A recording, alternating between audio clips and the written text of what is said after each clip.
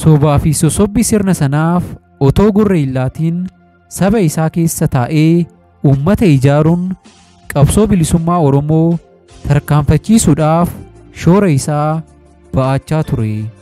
Dambidoollotti erga mallatteessuu didee achi jiraachuuf haalli mijachuu dinnaan harmeen isaa hanga Gimbiitti geggeessitee ji'a tokkoof hiriyoota isaa bira Gimbii erga tureen booda gara Finfinnee deeme.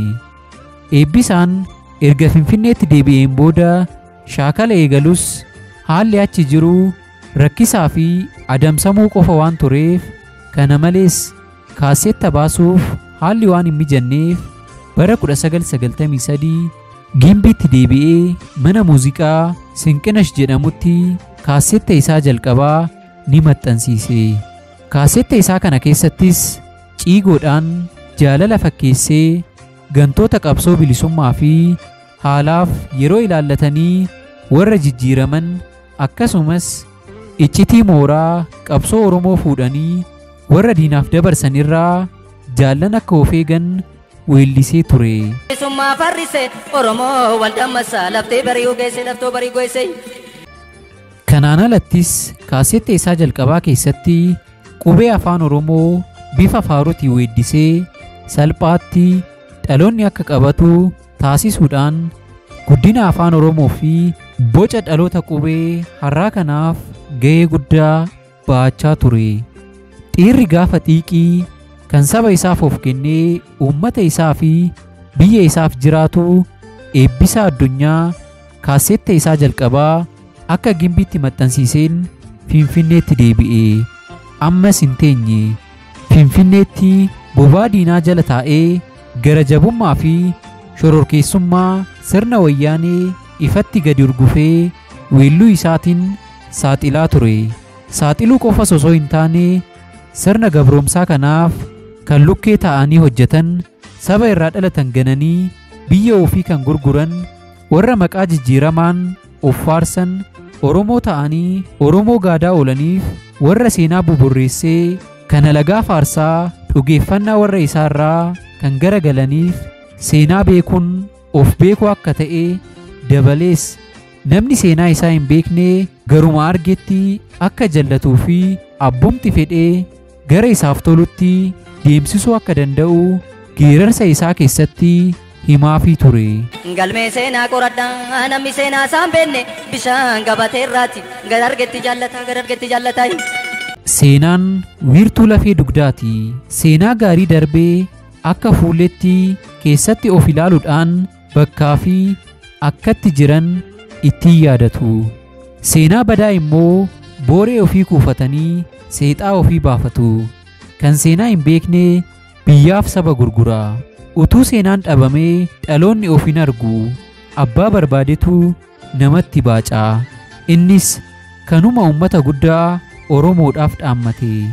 Eebbisaan halkanii fi guyyaa qorraa fi aduu osoo hin jedhin lafa barbaadame hundatti deemee waa'ee Oromoo kana hojjechaa ture. Osuma kanaan jiruu albama isaa lammaffaa kan gola wayyaanee diigee dukkana siyaasaa sirna sanaatti ifa bobeessee akka namni ijaan hin agarree arguuf tolutti ifatti mul'isuudhaan ni maxxansiise. Walaloowwan jajjaboo kan haamilee uummata Oromoo cimsanii fi biyya Oromiyaadhaaf abdii guddaa ta'an qindeessee ergaa isaa dhaammatee darbe. Gootni mataa daabee Eebbisaan Addunyaa weellisaa fi qabsaa'aa uummata Oromooti. Weelluu isaa sanaan Oromoo faarsaa, onnachiisaa, onnee itti naqaa, fincilaaf kaasee, kakaasee daangaa Oromoo fi Oromiyaa tiksaa ture.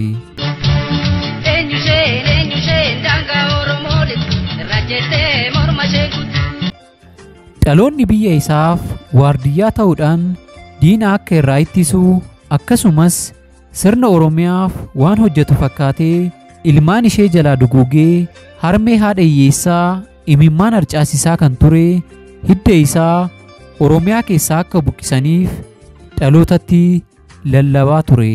Kana qofa osoo hin taane falmitoota haqaa kanneen haqa uummata Oromoo barbaachaaf manaa bahanii osoo hin deebi'in bosona keessatti hafanillee jajjabeessaa ture. Isaanitti miira horaa, uummatatti abdii horaa, jajee jajjabeessaa akka ture walaloon sirba isaa ragaa nuuf baha. Kallacha qabsoo uummata Oromooti. Kan beelaaf dheebuu danda'ee bosona Oromiyaa fi gammoojjii biyyoota ollaa keessa jooru isa faana isaatiin gubatee imala kaayyoo deemuu, ija mukaa sooratee, biyyoo siphatee, kaayyoo manaa ba'eef kan tiksu, akkasumas shiraa fi waraana wayyaanee dandamatee rasaasa fi abidda jala hulluuquun Oromiyaadhaaf waardiyyaa haqaa ta'ee kan falmaa tureef waraana bilisummaa Oromootiif eebbisaan sagalee ta'aafii ture. Kabajni biyya tokkoo waraana, kan hidhatee fi kan tokkoomee hin cabu, hin injifatamu. Dr. Hayilee Fidaa akkuma jedhee eebbisaanis Oromoon waraana isaaf da'oo fi humna akka ta'uuf gama maraan jajjabeessaa ture. Tokkummaan galma milkaa'inaati. Sabni tokkummaa hin qabne baraan gabroomadha. Otoo mana keessatti deebi'ee wal jifatuu diinni qe'ee isaa marsaa. Walumaa wal nyaachisee ofii furdatee gidduutti dhiiga ilmaan abbaa tokkoo xuuxa. Eebbisaanis tokkummaa leellisee warra diinaaf daandii ta'anii Oromoo kutaa fi amantiidhaan qoodaniif Oromoon akka safuu fi sagantaa isaatti faloo falatee walitti itituudhaan akka hin cabnetti diina fuuldura akka dhaabbatu ergaa dabarsaa ture. Maal godhuree goota akka kanaa ni nyaatte biyyeen.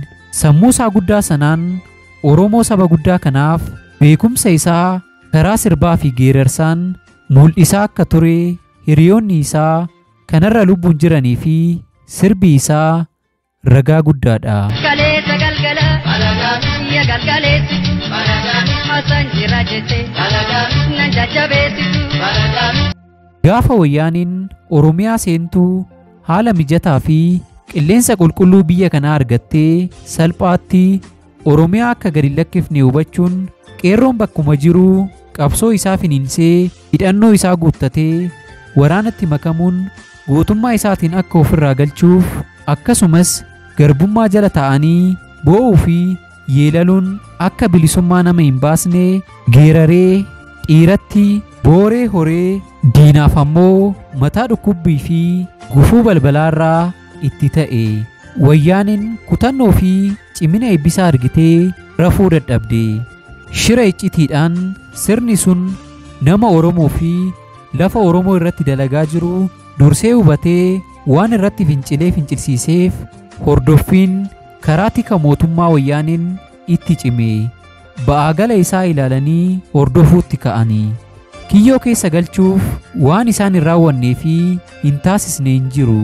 Lubbuu tokkittii qabu san mararsiifatee doorsisa wayyaanee dhagahee dhaggeeffachuu hin dandeenye. Onnee cimaan inuma jabaate.